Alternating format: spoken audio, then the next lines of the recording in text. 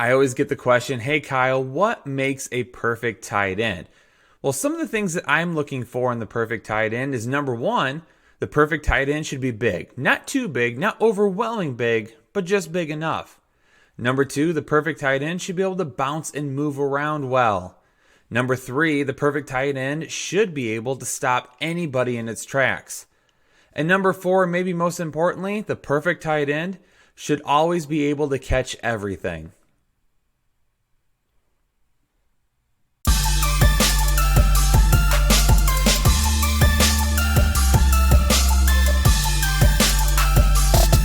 Headliner Nation, what's going on? Welcome back to the Draft.com studios. Kyle coming to you with another episode of the Fantasy Headliners.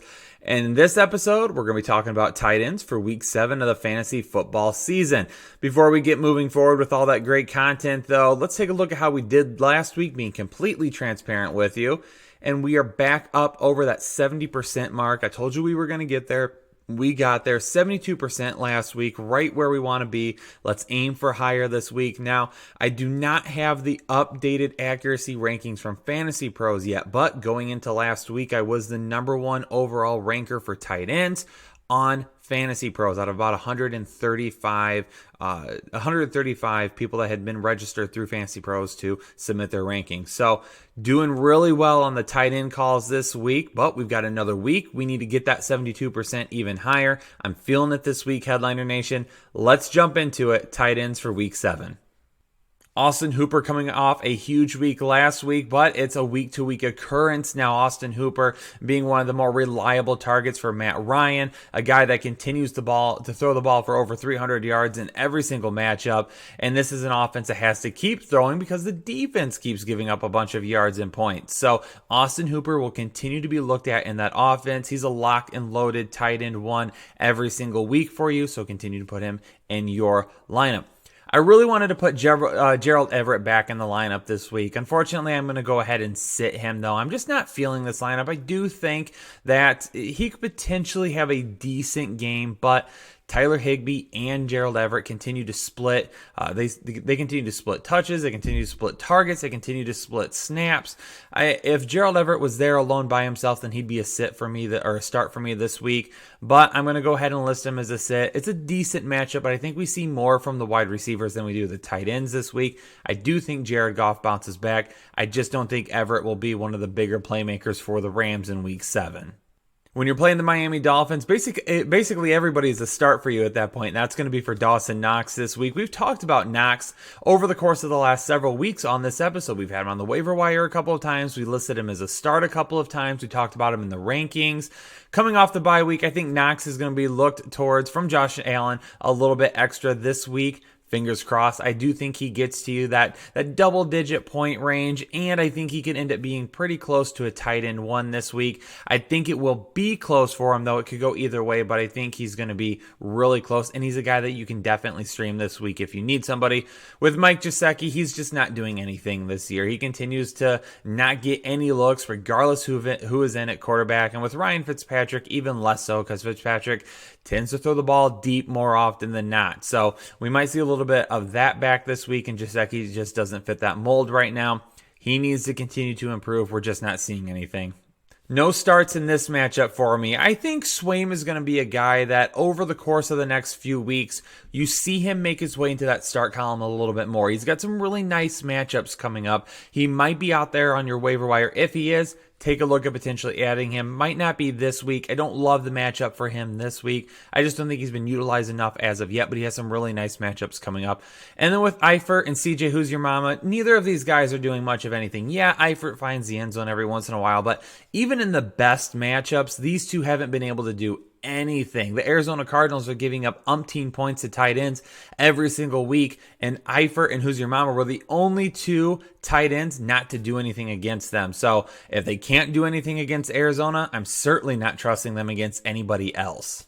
The offense for Minnesota has been clicking on all cylinders, but the tight end position continues to be one that is ignored. And that's fine because they don't need to be used right now. When you have Stephon Diggs, when you have Adam Thielen, and when you have Dalvin Cook, you don't necessarily need to rely on your tight ends. For either Irv Smith Jr. or Kyle Rudolph, they have to find the end zone to be a tight end one.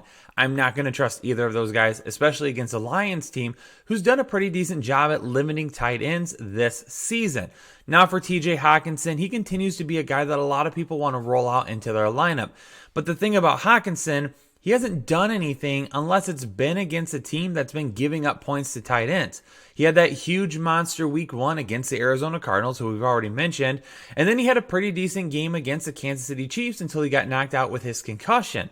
Now, last week he did drop a touchdown, a potential touchdown there, but it doesn't matter. He didn't score. He's just not being utilized enough in the passing game right now. That's going to change. He will be at some point in time. We all know that rookie tight ends take a little bit of time, but he's on the field. He's getting a lot of looks. That's good, but not nearly enough upside for me this week to put him in my lineup. I don't think he will be a tight end 1 against the Minnesota Vikings. The big man himself, Darren Waller, a favorite of the channel here at the Fantasy Headliners, a guy that we've talked about since, it feels like May. Darren Waller got his big contract extension this weekend, so he's going to be there in Oakland for a while now, and he's going to continue to be a big part of that offense. Now, in this matchup, keep in mind Tyrell Williams may or may not play this week. So if he is not out there, then Darren Waller becomes a guy that could potentially have a bigger game. Now, will the Green Bay Packers shift a lot of attention to him and focus on him and try to take him out of the game? If they do, that could be trouble, but he's gotten more than enough volume this year that I'm going to continue to put him out there on a weekly basis because the enough volume could potentially turn him into a tight end 1. With Jimmy Graham, the roller coaster continues. The guy's been up and down, typically on weeks that I list him as a sit. He's a start, sit, back and forth. This week, he's going to be a sit for me. It's a decent matchup. I don't love it, though. I don't love this matchup. And because Jimmy Graham just hasn't been looked at. Now, with that being said, there are some injuries happening in the wide receivers right now. If that happens into this week, if we're missing Geronimo Allison, Devontae Adams is still missing. If any of these things are happening, then Jimmy Graham at that point could be moved up in my rankings. For right now, I'll list him as a start, but if you're thinking about starting Jimmy Graham, then take a look at my rankings video here in the next couple of days, and that will clue you into whether or not I think you should actually be putting him in your lineup. For right now, I don't love it, though, so we'll lock him in as a sit, and I'll just take the outcome either way it goes. Jordan Akins and Darren Fells continue to be a tight end combination that if they were the same stats for one person, they're a high-end tight end 1. Deshaun Watson, even though he has a ton of weapons there in Houston, he's been looking towards the tight end a lot this season. So you know what I'm going to do against an Indianapolis team that's top 5 in most points allowed to opposing tight ends? I'm going to start both of them this week. Either one of them could end up finding the end zone. Either one of them can put up a respectable day. Now, will they both end up being starts? Possibly not. However, one of these guys will end up being a start. One of these guys is going to have a big game. You just have to try and decide who. Darren Fells would be the safer pick for me right now because he continues to get the most looks in the end zone, and that's what we need from our tight ends are those touchdowns. For Eric Ebron and for Jack Mother and Doyle, I'm not trusting either of them this week. Neither of them have been used often enough. Houston doesn't give up a ton of points to tight ends either, though I don't think it's going to be a great matchup for them. I think it could be a better matchup for the wide receivers in the Colts. But Doyle and Ebron, neither of them I'm trusting this week, so I'm going to go ahead and sit both of them.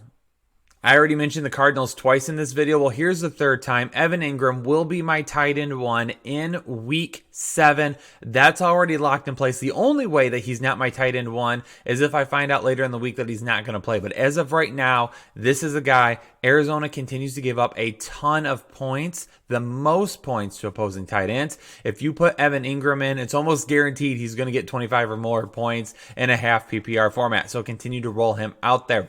Charles Clay, not interested in it. He's non-existent in the passing game. He's non-existent in the game plan. He's a guy that's probably not owned in any fantasy league, so he shouldn't even be sniffing your lineup anytime soon.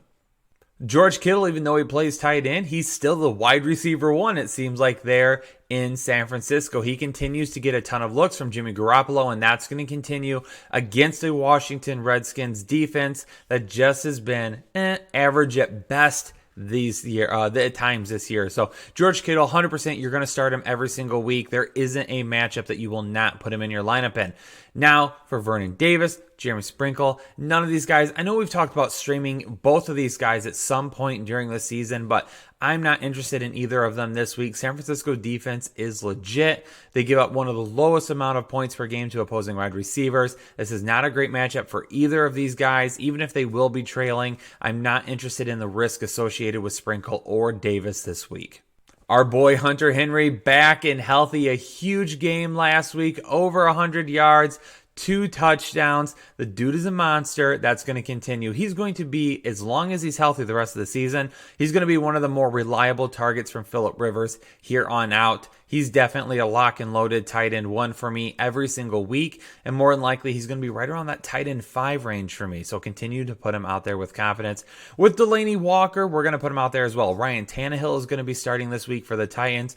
That could lead to some extra looks for Delanie Walker. If Tannehill needs some time getting comfortable, Walker could really be that check down safety blanket that Tannehill would need to kind of get things rolling and get in the groove of things. Hopefully he can find the end zone as well, but I'm going to go ahead and list Walker as a start in week 7 to go with Hunter Henry. I had Jared Cook listed as a sit last week in a really poor matchup, but he was able to find the end zone. And typically when a tight end can find the end zone, he's going to end up being a start because that pushes him closer to that tight end 1 status. And with how tight ends have performed this year, you get in the end zone, you're going to be really close. There are only about 7 or 8 tight ends that are averaging double-digit points per week. So that's really tough to try and find a guy every single week. Trey Burton, we've listed him as a streaming option at times this year. He's not going to be a streaming option for me this year, for this week though. I'm going to go ahead and put him on the bench as well. Not interested in starting either of these guys. Don't love the matchup for either. Do not love the upside for either as well. Mark Andrews, we're going to roll him out again this week, but in one of our previous episodes this week when we talked about selling players high, Mark Andrews' name came up. So head over to that video when you're done with this one. Check out what we said about Mark Andrews and why you should consider trading him right now.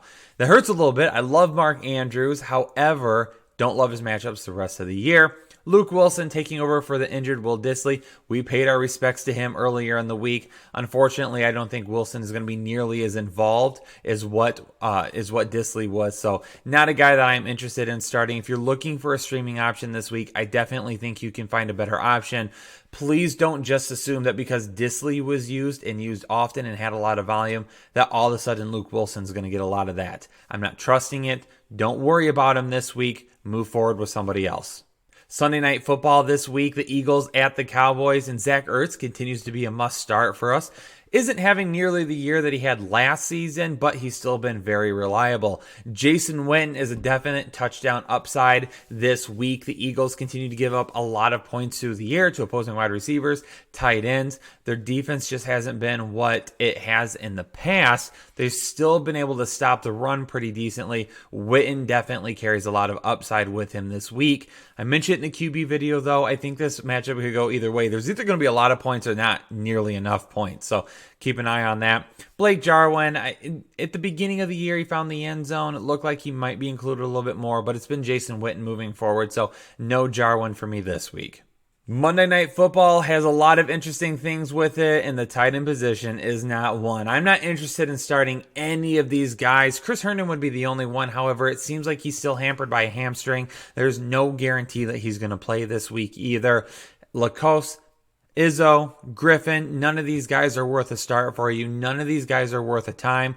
More than likely you own Herndon right now. That's fine. Continue to hold him when he's healthy. Get him in your lineup. But even this week in what will be a tough matchup, maybe consider leaving him on your bench and going with someone else in case we get to Monday Night Football and they say, oh, he's not playing. He's limited. Maybe he just doesn't make an impact. Whatever it may be, don't worry about him this week. Find another option. Headliner Nation, another excellent episode down talking about tight ends, the football kind this time. Do me a favor, though. Hit that like button down below if you appreciated the content. If you got something from it, we always appreciate those likes. And if you're not a part of Headliner Nation, hit that subscribe button for us. I guarantee you will not regret it. And also hit that notification bell so anytime we go live, which is Saturdays at 9 p.m. Eastern, or anytime we drop content, which is every day of the week, you're going to be notified of it right away. And of course, as always, if you have questions, leave them down below in the comments. We get to as many as we can, but remember, keep in mind, if you don't leave a comment, there's no way we can answer it. So even if we haven't been able to get to one of yours recently, still drop one down below. Never know, we might be able to get to it now, but we are doing our best. Either myself, Jake, or a few of our writers who we have answering questions will do our best to get you an answer. So, Headliner Nation, thanks so much for checking out this video. Keep an eye on the rest of the rankings content will be coming out in the next couple of days. Of course, the live show on Saturday, and then obviously good luck on Sunday as well. Thanks so much. Have a great one.